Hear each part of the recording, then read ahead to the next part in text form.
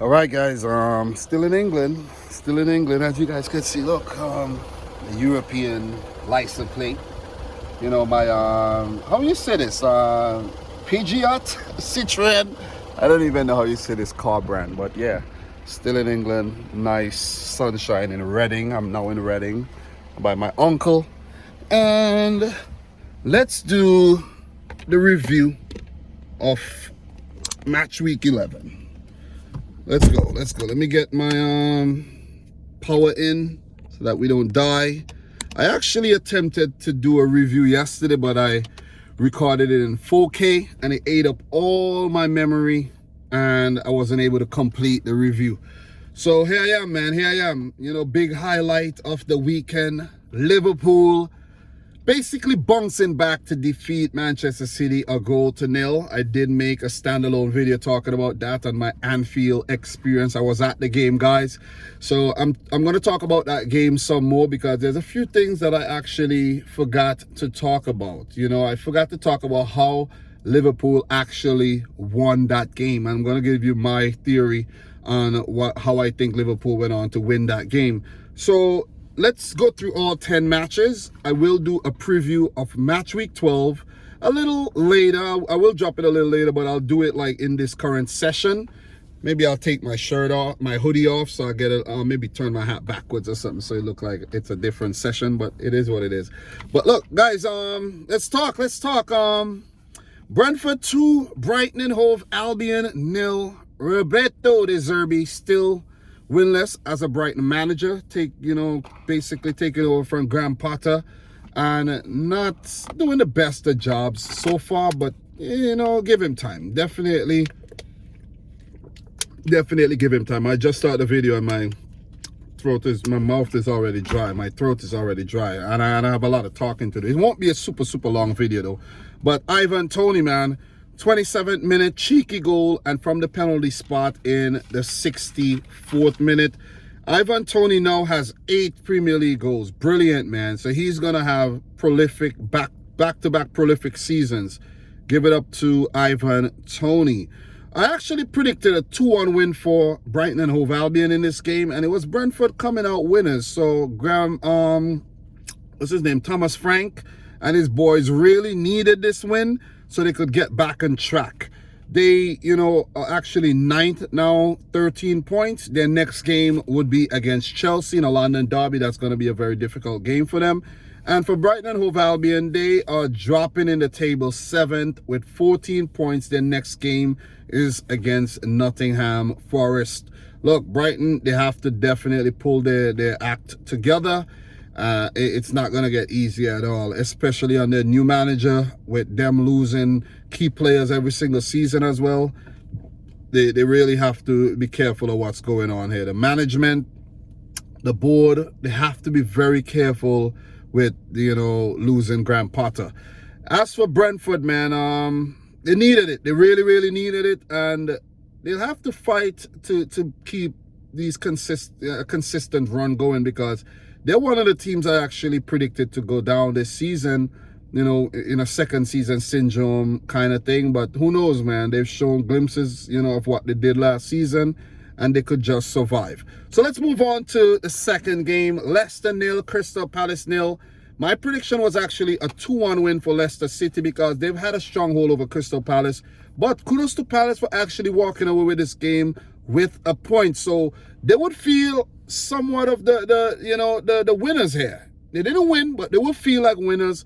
As for Leicester, they'll feel like it's points dropped. Had opportunities. Maddison wasn't, you know, so good in front of goal. Got a couple clear-cut chances that he missed. Patson Daka starting ahead of Jamie Vardy. And I did mention in the preview that when Jamie Vardy is not scoring and not doing well for Leicester, they will always struggle because he's held up that team, man. He's carried the team for so long. Kasper Schmeichel carried the team for so long. He's no longer at the club. And they're still trying to just rebuild the team and to get some momentum going. Positive, a clean sheet for Leicester City. Also for Crystal Palace, a clean sheet as well. This is a great result for them. Leicester 19th with 5 points. Next game is against Leeds. It's going to be a difficult game, but it's a winnable game because Leeds are also struggling. And for Crystal Palace, they are 13th with 10 points. Their next game is against Wolves, coming off of a win. It would also be a well-poised match, I think, for both teams, where it could go any which way. Let's move on to the third game. Wolves 1, Forest 0. I actually went for a Forest win here because Wolves have been struggling, and Forest, they need to start picking up points. I think they got points in the previous game, so that's why I sort of went with them to get points. And Wolves, oh man, they have been ragged this season so far, even firing their manager Bruno Lage. So look, the game's only goal here, Ruben Neves in the 56th minute.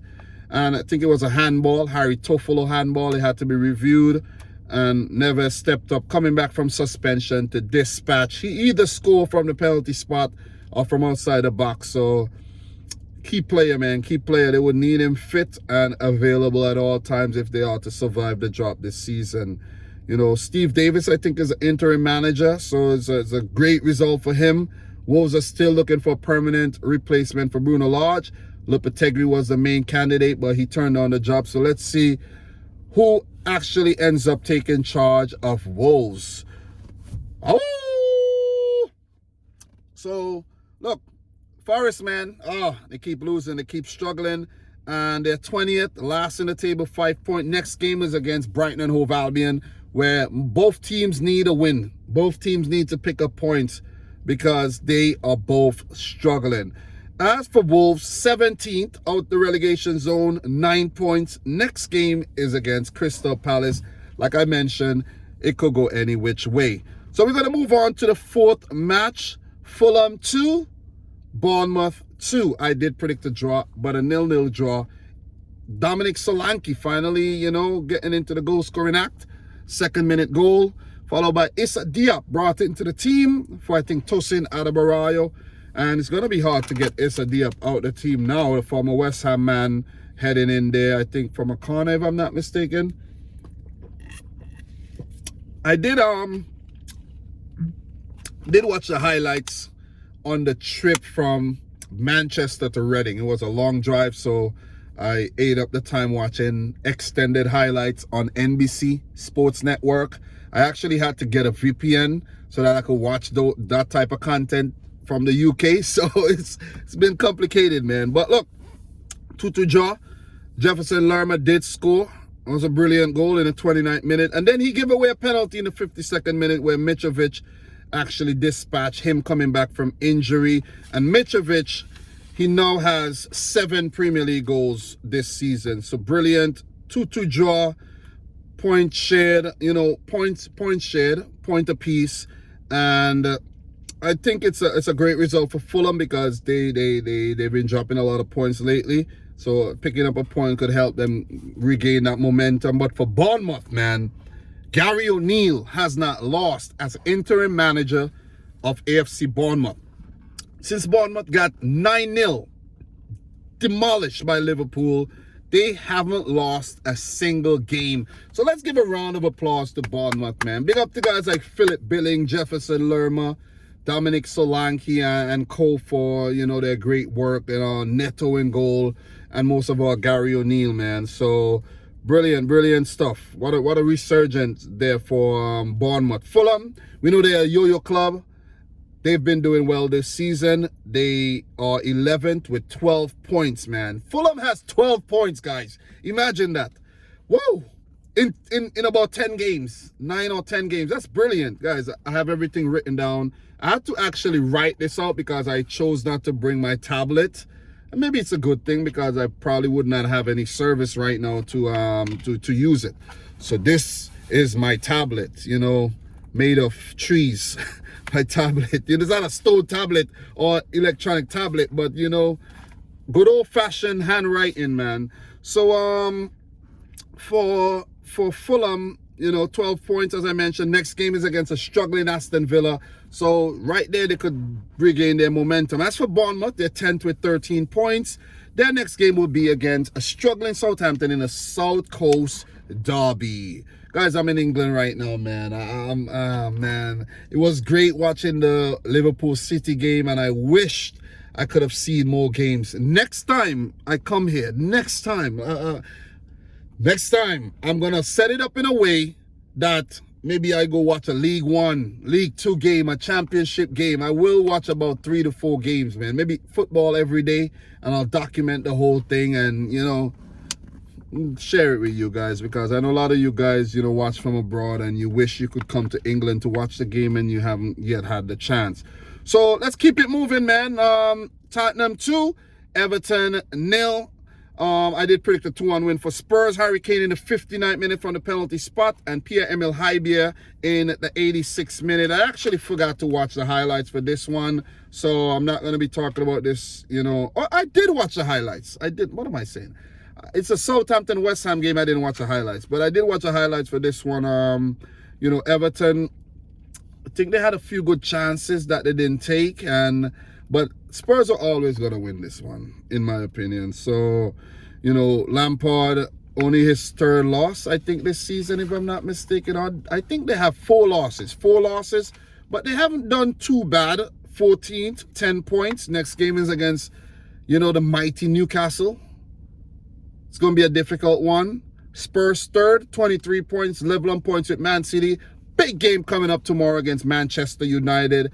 That would be a real test for this well-drilled team under Antonio Conte here. So not to elaborate too much on this one, this is a result that I expected. Spurs supposed to pick up wins when they play against struggling teams like Everton there as well. And I did see Goodison Park. I just want to say that I did see Goodison Park. You know, I was like, God damn, I was going to take a picture, but we were heading towards the Liverpool game, and I was like, when I come back, but when we got out, it was dark, and I didn't even remember if we passed that way as well. So it was nice seeing Goodison Park, very close to Anfield, like very close.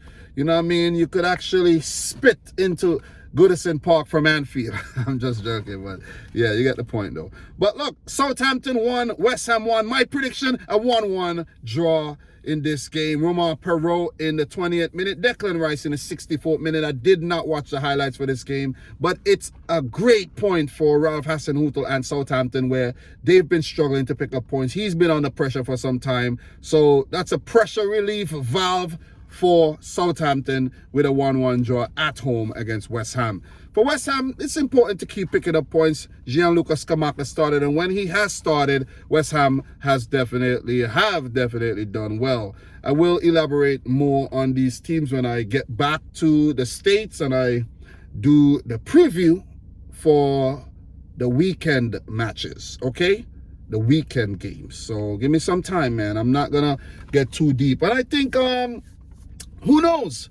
Who knows? Do you guys let me know if you prefer the live streams, or you would prefer me write up some things and just do some mini predictions or mini reviews like this. Let me know what you prefer, because I think I should start doing them like this, to be honest. It does take up a lot of time, man.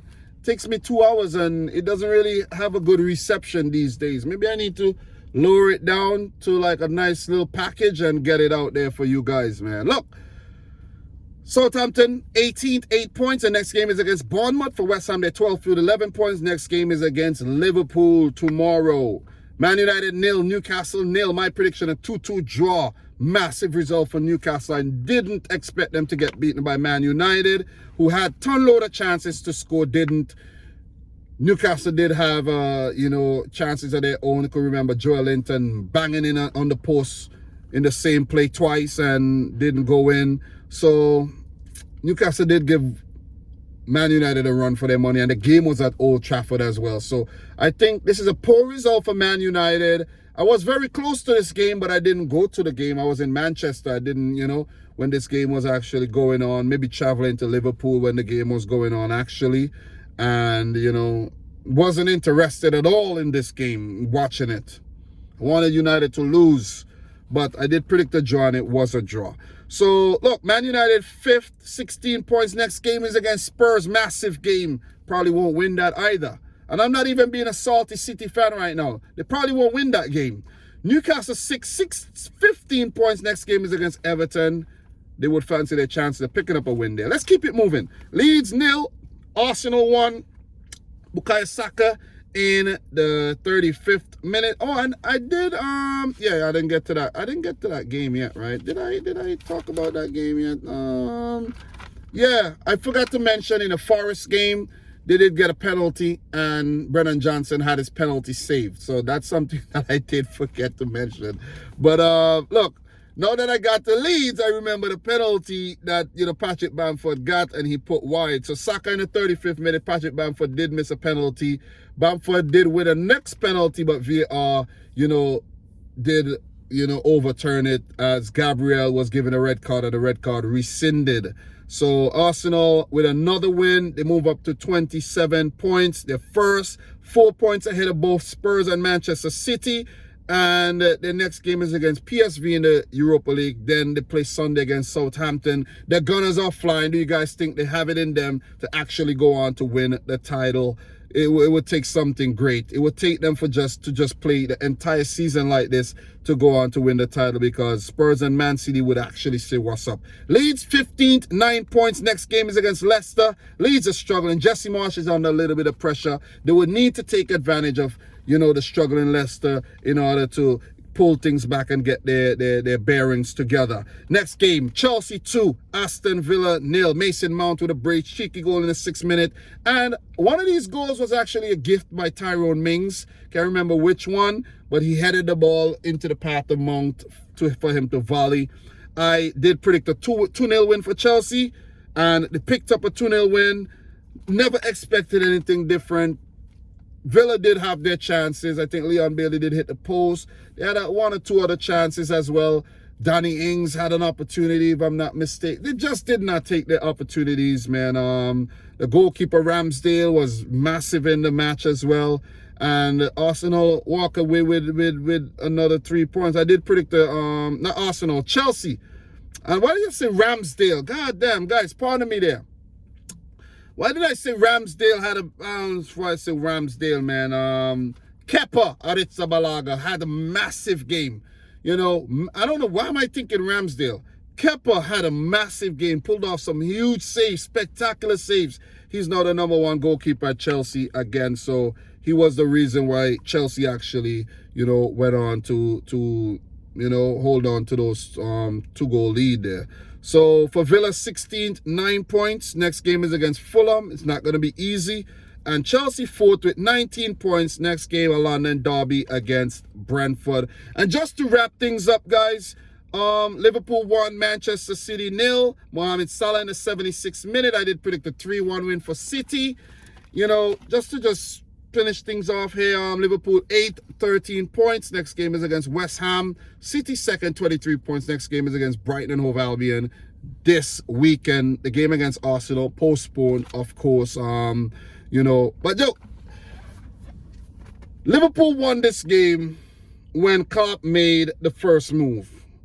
First half, I think Man City had the better chances. Very intense game. But the second half, Klopp, my friend Qatar was telling me, this is a game of chess. This is a game of chess. And I said, yes, it's a game of chess. Whoever makes the right moves are actually going to go on to win the game. Klopp made the right moves. He made the right moves. When he made those substitutions, right? And I can't remember who he took off. I don't have my device with me. But when he made the substitutions, I said, Klopp, look at Klopp making the first move. It changed the game. It changed the game. And I think that was one of the catalysts for Liverpool to go on to win the game. The crowd, another factor. When Salah was down after, missing those 2 clear-cut chances. Jota missed a clear-cut chance. Haaland had some chances, right? City had a couple chances blasted over. But when Salah missed those chances, I saw in my own eyes. He felt down. Imagine over 40,000 people looking down at you. And you're like, oh man, I missed those easy chances. I should score. You feel embarrassed. And the crowd started to sing, more Salah, the Egyptian king, right? And I was there soaking it up. It gave him confidence, man. The goal was spectacular. Alisson, João Cancelo messing up. He was spun, like cotton candy. And he was just, put into a twirl, into a twist. and Salah got in behind and beat Edison. Not Edison's fault, but City's fault for not dealing with that ball, for committing too many men forward, for playing with a high line, something that Liverpool did not do for the entire game. Liverpool did not play no high line, guys. And it's one of the first times that I saw it. Salah continuing from his form against Rangers, banging in the quickest Champions League hat-trick ever within 6 minutes, continuing where he left off with some opportunities, and the match winner against Manchester City. I think Liverpool deserved the win because, look, even though we played with high intensity, we did well. Kevin De Bruyne didn't have enough of the ball, in my opinion, man. You know, Haaland had some shots, but, you know, Alisson was equal to the task. The Liverpool defense was equal to the task. Milner dealt with Foden pretty okay. Cancelo didn't work his magic too well on the day as well. Andy Robertson came in, had a good game. Firmino, these guys were good, man. But Joe Gomez, I think, and Van Dijk had solid games, something that Liverpool defense has not had all season, in my opinion. You know what I mean? Maybe against Rangers, they didn't concede much, but still had their little shaky moments. But against City, Liverpool definitely came of age. And Liverpool fans will be hoping that it remains like that, because this could be a turning point in the season. Still 10 points behind with a game in hand, so maybe you could make it 7 with this game played against West Ham. Who knows? But it could be the turning point for Liverpool's season to start chasing down the likes of Chelsea, Tottenham, Man United, Man City, and Arsenal. So positive weekend for the Liverpool fans. Not so much for me as a Man City fan. Poor result against Copenhagen. Poor result against Liverpool. My first game, a loss. I'm pissed. And I had to soak it up around all the Liverpool fans. I couldn't show any, anger or anything. I just had to keep my damn poise about me. And, oh, man. Guys, go check out the channel. You see exactly what I'm talking about, man. But look, this is just my review of match week 11. I have the preview of match week 12 coming up with some predictions. Mostly predictions, not really a preview. I don't have any news. I don't have much injury updates or anything. Maybe 1 or 2. Jota got injured in the Liverpool game. You know what I mean? Edison got banged up in the Liverpool game as well, but he should be okay. But it's just a quick update. I'm not at home to go through the details. I might just start doing them this way, though, because it only takes me about 23 minutes to do instead of 2 hours. Maybe I start doing them this way and do like a random live stream to just do other things. I'll think about it. I need to reassess my content strategy anyways. But with that being said, guys, it's your boy Dominic, live from Reading, England, and my first trip to Europe, to the UK as well. I'll be back like Arnold Schwarzenegger in Terminator. So guys, subscribe to the channel if you're new. Like the video if you haven't yet done so. And from the one and only Dominic Rich, peace out. Rich Squad. Guys, let me know if I miss any major talking points or anything in the comment section down below. I'll talk to you soon.